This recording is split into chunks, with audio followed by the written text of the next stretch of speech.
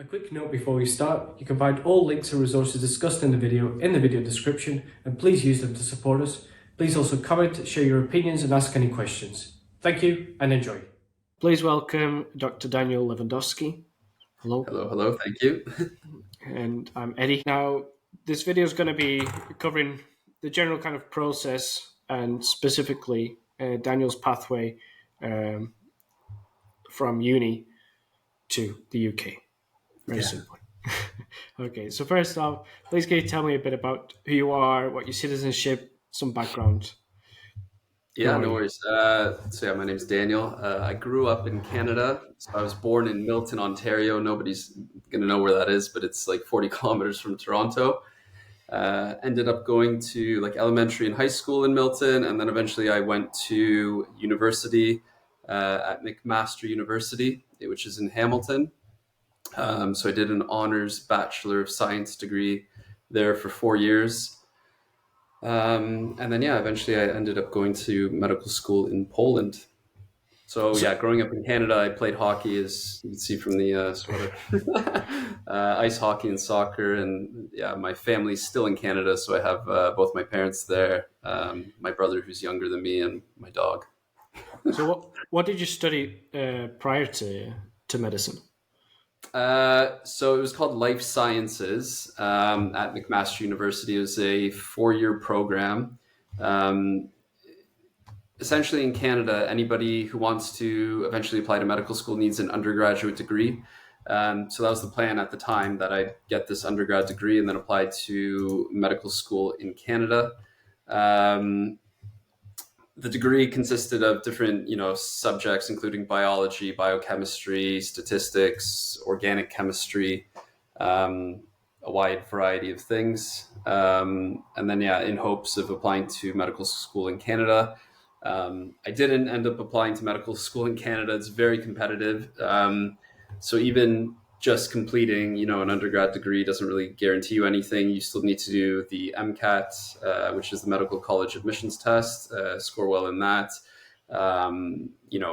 be up to date with extracurriculars. Volunteering at a hospital is a very sort of big necessity to show your commitment to, becoming a doctor and things like that.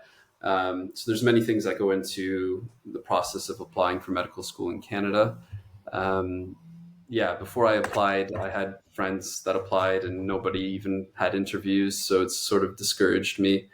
And then I ended up applying to medical school in Poland. I was supposed to go back for 1 year to McMaster to try and increase my average to give myself a better chance when applying. But then I got into medical school in Poland and said, you know what, I'm not going to risk that chance, because even if I increased my average, it still didn't guarantee anything. I left Canada, went to Poland, and that was it. So did you apply to the 4-year program or 6-year program? And because you studied at Wrocław, correct? Yeah, so Wrocław only has the 6-year program. When I first sort of had the idea of applying to medical school in Poland, the different universities have different lengths of program, like you said, 4 or 6 year. I was looking at Poznań, Warsaw, and I think Gdańsk had a 4-year as well. But at the point where I thought I was going to apply, most of those deadlines for applications had passed. But from what I remember, the 4-year programs, you needed to do your MCAT as well. Actually, no, not MCAT, sorry. You just needed an undergraduate degree, which I had, in order to allow you to apply to the 4-year program. And those programs sort of mimic the American, Canadian sort of medical school style and system. Whereas the 6-year program, which is eventually what I did in Wrocław, for a couple of reasons. I had family like that was close to there, and I've been, to the city before. Those 6-year programs, you do them at a slower pace, but you get more time off in the summer, which was good. It was quite a long haul where I did 4 years of undergrad and then 6 years of medical school. Okay. And which medical school were you at? Sorry. Wrocław Medical University. And where did you match in the UK ultimately? So I ended up matching to Wales. I didn't know much about Wales before I came here. Okay. I know there's going to be questions about electives and stuff, but In terms of Wales, I ended up doing electives in my last year of medical school in Wrocław. And our year was the first year where they allowed us to do any medical electives abroad, which a lot of us were actually pushing for, because in order to get back, if people wanted to go to Canada or the US, or there's many people from Germany, they like to see that you have electives done in that given country. Um, so yeah, I ended up doing an elective in Canada at McMaster for 4 weeks, which was pediatric infectious diseases, which was really good. And then once I finished that in the summer, I went back to Poland and then flew to the UK to do electives in hematology for 4 months. That was at King's College in London. Then I did 2 weeks of plastic surgery, at Chelsea Westminster Hospital, also in London, and then 4 weeks of orthopedic surgery in Edinburgh in Scotland, and then 2 weeks of vascular surgery in Liverpool. So that you did all these electives at the end of fifth year. Beginning of sixth year. So that's summer between the two. Fifth year, and then the summer I had back in Canada, and then when I came back for the start of sixth year, they gave us our first semester as like an elective semester. So then I ended up doing all those electives between September and December of my final year of medical school. Okay, and so staying on the topic of electives, then, what in the previous years, where did you do your summer practicals or your electives? Did Yeah, you do so them? the summer practicals, I did some in Poland, if I could organize them in Poland, and then I did some in Canada as well. So depending what the summer internship had to be, whether it was like GP practice or if you had to do surgery or something else, it would be easier to organize those in Poland rather than Canada because of indemnity insurance and things like that. So for GP stuff, I did that at my local my GP practice back home, like in Milton. Whereas surgical internships and things like that, I did in Poland because it was just easier to organize, and they gave us help with organizing those summer internships. And um, regarding the electives or internships in Canada, how did you go about organizing those? Did you just reach out to people you knew, like you mentioned your GP, or how did you So organize yeah, them? for the GP one, I just had a chat with my GP. So my mom, she works, she's like a medical lab technician, and works sort of in like a building where the GP practices. Um, so I had a chat with my GP, and he said that yeah, that's fine to come for 4 weeks to do an internship there.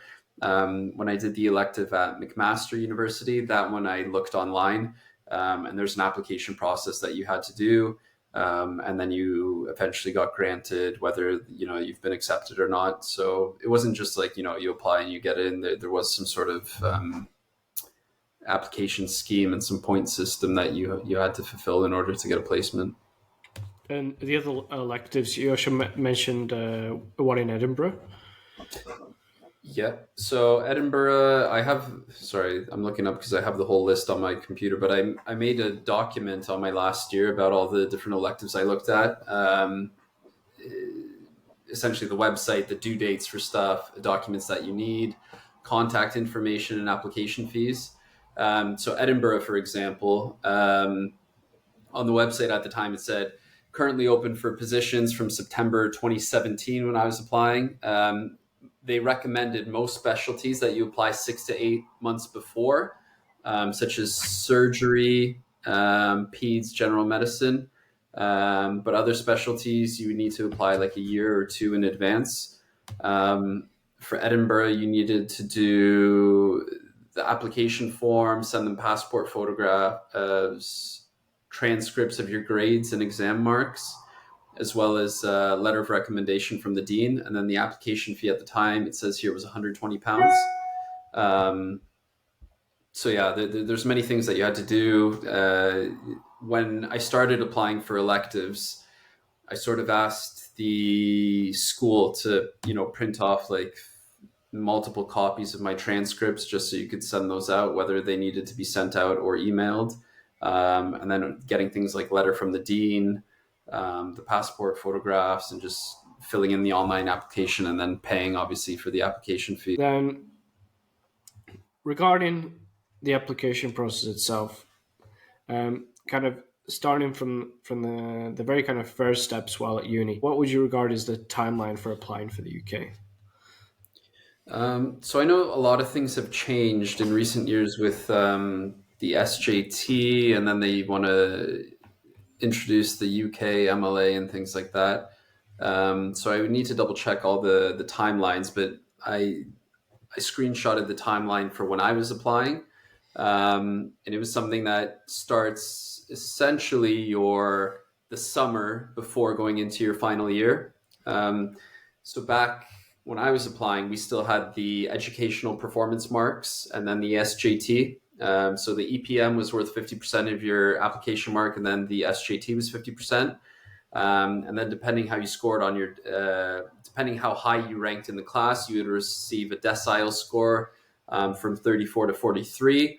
And then the other 7 points was made up from publications and if you had any other degrees.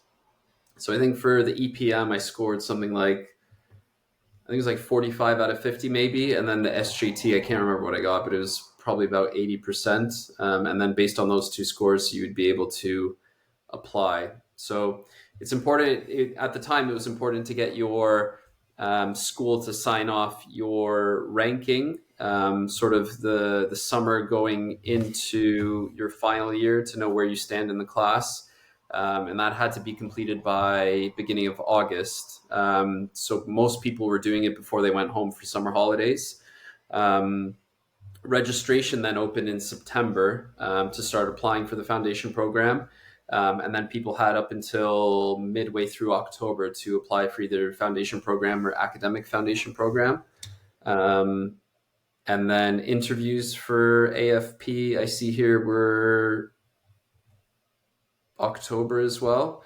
And then at the time, we still had the SJT. So there was always 2 days to write the SJT. One was in December, one was in January. Most people ended up doing it in December because it was the beginning of January and nobody really wanted to study for that during the Christmas holidays. So I think proportionally, it was like a high percentage of people would always just do it in December. And then eventually you would find out in March where you would rank. So you would pick your locations that you would want, the deaneries essentially from 1 to 20.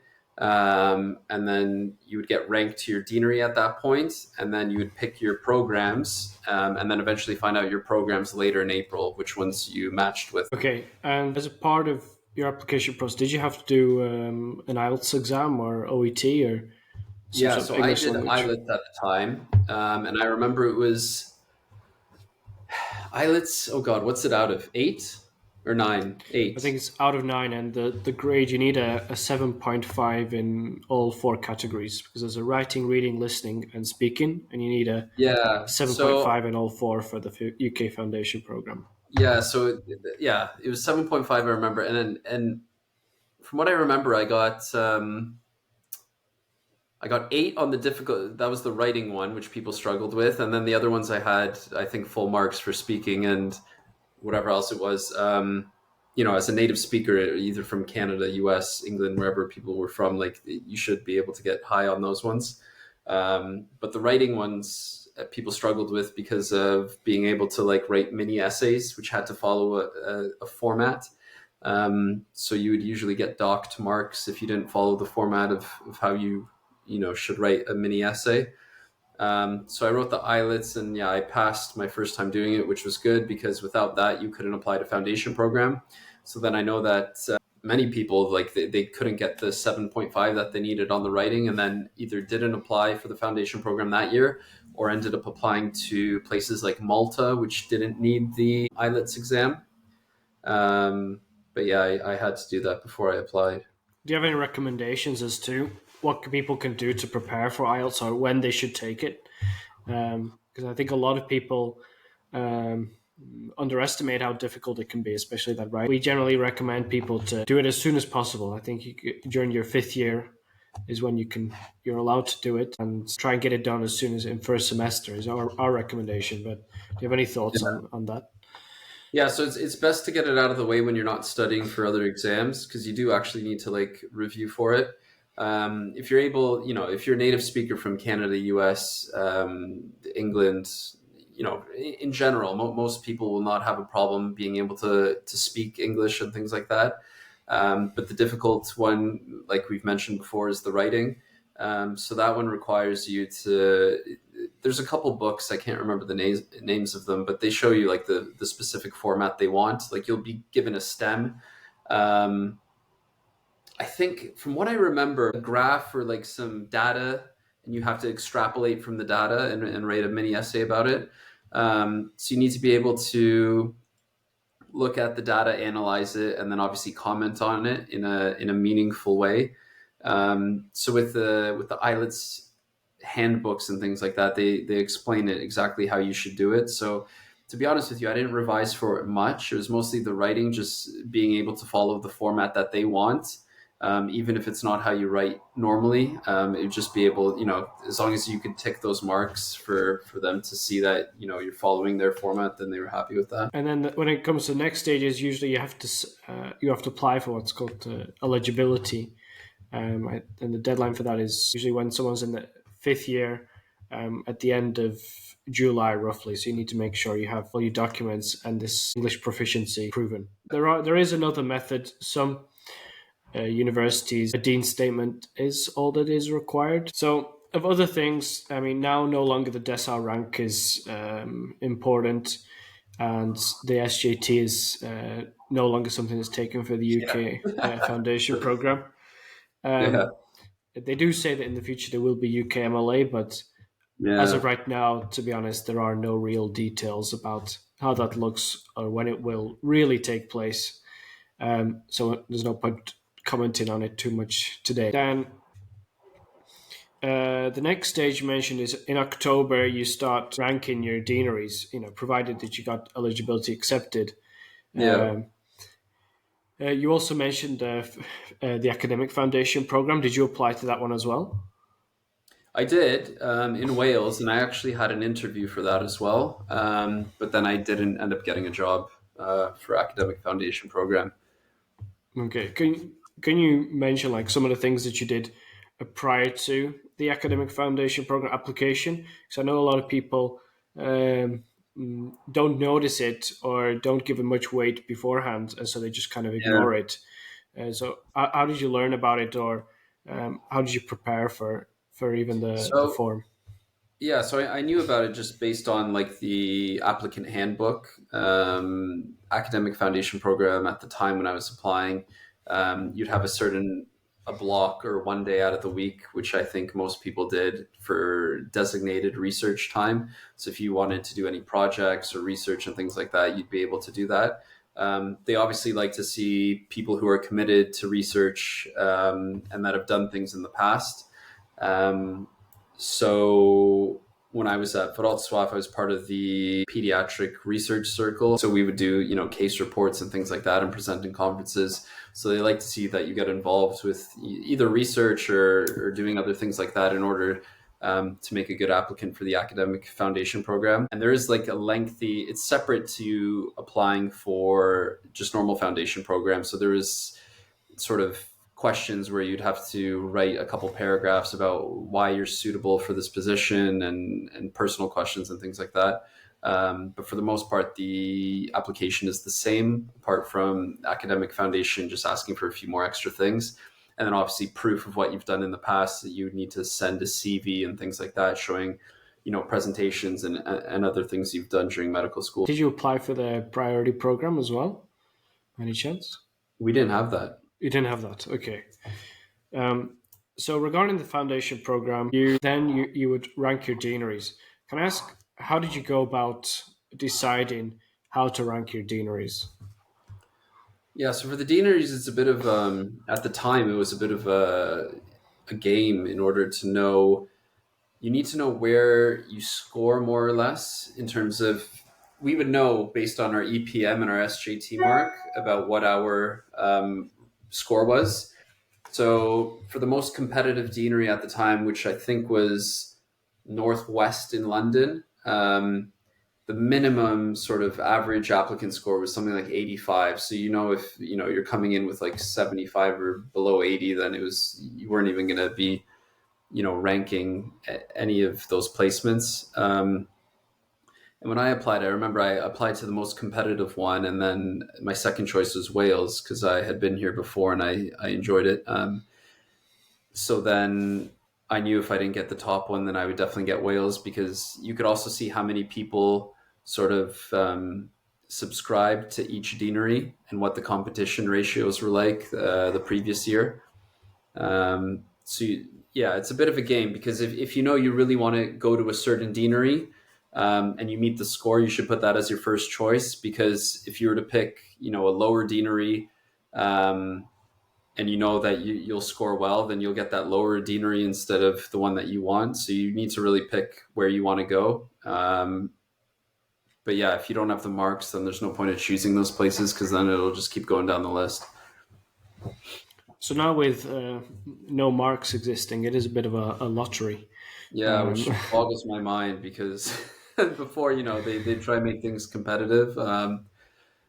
But yeah, I don't know how that exactly works now, if it's just like random allocation. But I think From what I understand, it is a random allocation. Which is weird, because then what I don't understand. I assume it's a temporary measure. I'm not sure if this is going to be just this year or if it's going to continue. Well, what I don't understand We'll is, see. like, based on our marks that we had before, you would rank your deaneries. So how do people rank? Like, you could rank deaneries now from 1 to 20, but if it's random allocation, then it doesn't really matter, does it? Yeah, I mean, I think people rank for different reasons. Some people have a country specifically that they want to go to. Yeah. I think there's also, I don't know if you looked into this, whether this was a part of how you considered to rank the deaneries. There's slightly different pay scales. There's different Yeah. banding for the different countries, Yeah. and I think some people prefer larger cities or more tertiary centres. Yeah. So was that something that you also took into account when you were ranking your deaneries, or did you A just little look? bit. Like, I wasn't really too concerned about the pay stuff, because it was all quite similar at the time. Um, But then when I got into Wales, I knew that I wanted to sort of be in the bigger cities. In order to be in a bigger city, we needed, to have better marks or better application scores at the time. And I knew that from what I scored, it would have been quite competitive in Wales, a place that, maybe less people applied to at the time. Um, so then I knew pretty much I should have been guaranteed like a Cardiff or another big city like Swansea or something like that to get the jobs I wanted. And I think once we ranked our jobs, I think it was like my third or fourth choice that I ended up getting, which I was quite happy with. So yeah. So yeah, that's a good leading on to my next question, because following um, your ranking of the deaneries, and then you get told which deanery you're allocated, then you move on to allocating jobs. And I think this depending on which deanery you are, I think it could be up to 900 jobs, or as I think the lowest number is probably around 400 jobs for a deanery. So Mm, there's a lot of things. There's a lot of things to rank. So yeah. how did you also go about in your case? Was what did you preference when it comes to ranking these different jobs? So once I got into Wales, I ranked pretty much Cardiff and Swansea, which are like pretty much the two biggest cities in the south of Wales. Um, and like I said, based on my score, I knew I probably would be competitive to get one of the jobs there. And after doing my elective in trauma orthopedics in Edinburgh, I really enjoyed it. And that's where I developed sort of a love for trauma orthopedics. So I made sure I picked those two cities with that specialty, at least in one of the years that I knew that I wanted to do. And when you rank your F1, like you get a sort of a variety of specialties. So they'll always try and give you a medical job, a surgical job, and then something else. So my first year, I had trauma orthopedics, I had colorectal surgery, and then I had my medical job was sort of diabetes, general med.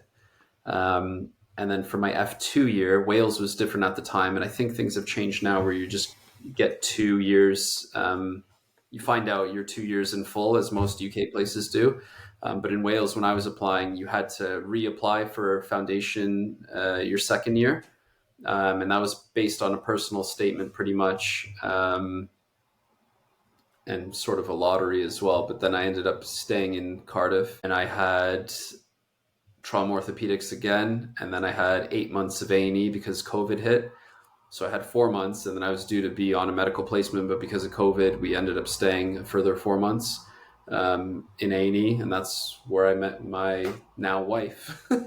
So thanks to COVID and working together, we are now married. Perfect. That's the ultimate win. That's the way to do it. Yes. COVID in Everyone A&E. apply to Wales Foundation program. Yeah. It's worth it. Regarding actually your placements in the F1 and F2, is there anything that you recommend, or any specific rotation that you recommend, or you recommend actually avoiding for F1 and F2? Sometimes I hear that people don't recommend doing surgical during your F1 year and leaving it for your F2 year, especially in the case scenario where you're applying for both at the same time. You're not selecting a second year later. So when I looked at the Wales, you're pretty much guaranteed, unless you do like a random sort of program with a couple of general medical jobs and then maybe something like psychiatry, like you're almost guaranteed to have at least one surgical job in F1. And to be honest with you, it is good to have a variety of jobs because I think it does make you a better doctor. Whereas in other countries like Canada, the US, I'm not sure how Stash is in Poland anymore, but right after medical school, you get matched into your specialty. Which is good because you specialize and you do the specialization that you want to do, but it doesn't make you a well-rounded doctor sometimes. Whereas in foundation, when you do a medical job, a surgical job, like you get familiar with many different things, and it just makes you better, to be honest. And then doing A&E, even though that's where I met my wife, A&E is a really good job to have. It's crazy the things that you see. It keeps you on your feet. It's a crazy atmosphere most of the time because it's just nonstop. But I think A&E is a rotation that everyone doesn't like doing because of the amount of work. But once you do finish it, it's very gratifying in that like you've completed an A&E rotation, you've survived. My wife, she's an A&E consultant, so that's just her whole life now. But yeah, A&E's always been a good thing to do, and you learn so much in A&E, not only just knowledge but like practical stuff as well. So I definitely do recommend it. Most programs, I think, in F2 will have an A&E rotation for 4 months. Regarding A&E, do you recommend leaving that for F2 or having it in F1? Or is it you'd say it doesn't really matter if it's in F1 or F2 as long as you just have one, it's good to do? I think most of the programs will give it to you in F2, because there is a level of sort of confidence and maturity I think you need to work in A&E as well. So it's very rare. I know there were F1s that did have rotations in A&E, but for the most part, it's usually F2s that will have A&E jobs. And that's just, it's better for people coming from abroad into the system as well. Like working in A&E coming from Poland or something straight away I think it'd be quite difficult. So it's something that I would recommend doing in F2. Okay, thanks. We've already touched on electives and the practicals, but maybe another kind of additional question to that is regarding your application to the UK. Did you feel like having electives or sort of practicals in the UK, so for example Edinburgh, were useful, and would you recommend people to do them? Yeah, 100%. Not only do you get to like know the system, even though like you're not fully aware of everything that's happening, just like being there, you get to know sort of how things happen and putting two and two together. It's a lot different than Poland. I haven't worked much in Canada apart from like my electives and like GP placements, so I'm not too familiar with like the hospitals and surgery and things like that. But it definitely helped get a perspective of how life is in the UK, and how work is in different settings. I always tell people when I do my like foundation course, like it's very good to like start learning practical stuff. It's shocking, but it's hilarious because like as a foundation doctor, like things like taking bloods, putting in cannulas, that's like everyday stuff that you need to be really good at because you're like the first point of call to do it essentially. And I remember in medical school, my wife laughs at me, like I literally inserted one cannula on a dummy in my 6th year, um, which didn't give me enough practice, and like you don't have the confidence once you start working, which you need. So I remember the first like month or so, I was quite like nervous about like I did take blood quite a bit during medical school, but like the cannulas, I was sort of freaked out about. But now it's absolutely fine. It's one of those skills that I definitely recommend people doing during their practicals, is inserting cannulas and taking bloods because you'll be doing it a lot as an F1. So it's something it's good to know how to do, or ABGs, arterial blood gases. Yeah. So also regarding this, the pathway to the UK, is there any particular resource that you found useful at your university at Wrocław, or anything in particular that a student at Wrocław should take advantage of and would be useful for applying to the UK? Well, to be honest with you, when I applied, there was nothing apart from like word of mouth. People didn't really know how to apply, where to apply, what to do when the deadlines were. It was sort of everyone had to do it on their own. So, like I said, during my year, more people were eager to, people were thinking about the future in terms of where they wanted to work. So, one of my roommates and one of my really good friends still, he wanted to go to the States. So, he was looking at writing the USMLE and all the steps that he needed to do in order to go to the States. People who lived in Sweden and stuff, they had to do certain things in order to go back home.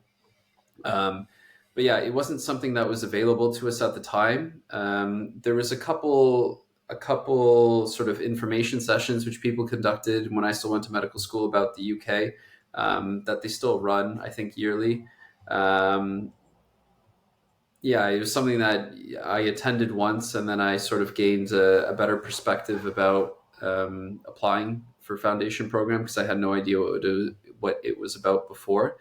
But ever since working in the UK, I give like a yearly chat about foundation and sort of application process and everything, in order to prepare people better, because it's something I wish I had when I was in medical school.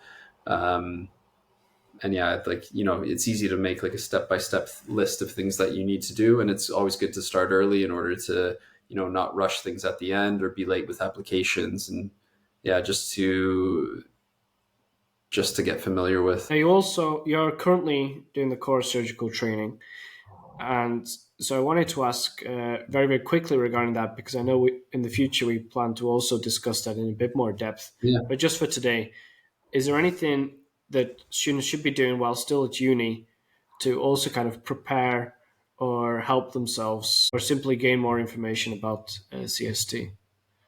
Yeah, so one thing that some medical students actually, and I still don't have, is like publications. So if you're able to get a publication in PubMed, it's very beneficial for any future applications. So I definitely recommend doing that. And I also recommend doing presentations, whether that be at any conference, whatever it may be. Definitely get presentations because they all count on your application process. And then it's other stuff that you can't really do during medical school, things like audits, commitment to specialty, your logbook, which is like logging cases that you've scrubbed in for surgery, for example. That's all things that you'll have during foundation. But things that you could definitely try to get before you get into foundation is things like publications and those presentations for conferences, because like I said, all those points will add up in the future. Okay.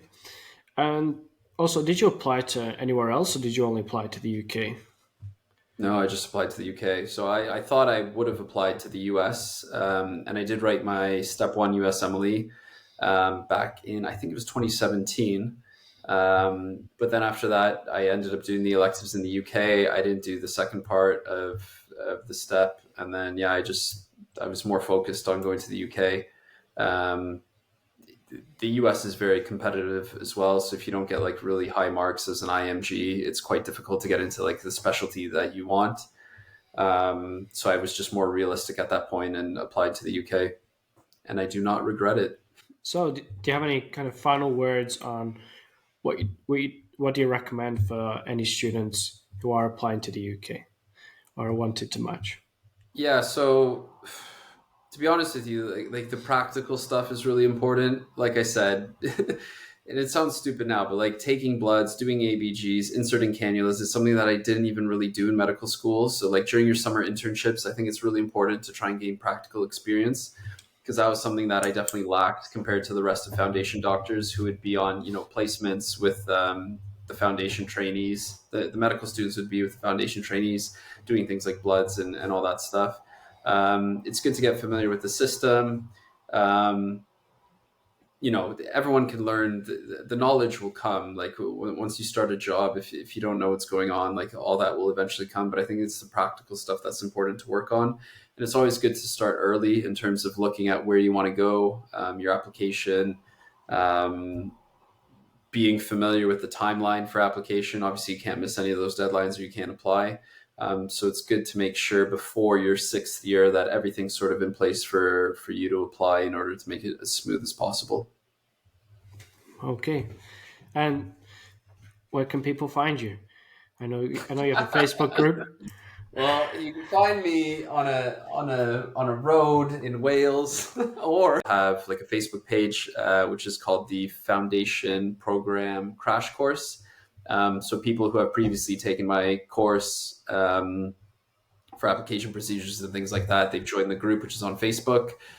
So I'm sure we'll be able to provide the link to that. And if you have any questions, you can post on there. Yeah, and I'm happy to help out in any way I can. Okay, perfect. Thank you very much, Dan. I think that's everything for today. No worries at all. And all the best. Thank you very much. Thank you. Please tell us what you liked or disliked about the video and ask any questions in the comments. If this video is useful, please give it a like. All links discussed in the video can be found in the description, and please use those links and subscribe to the channel to support us so we can keep producing content. Thank you, and maybe watch another video.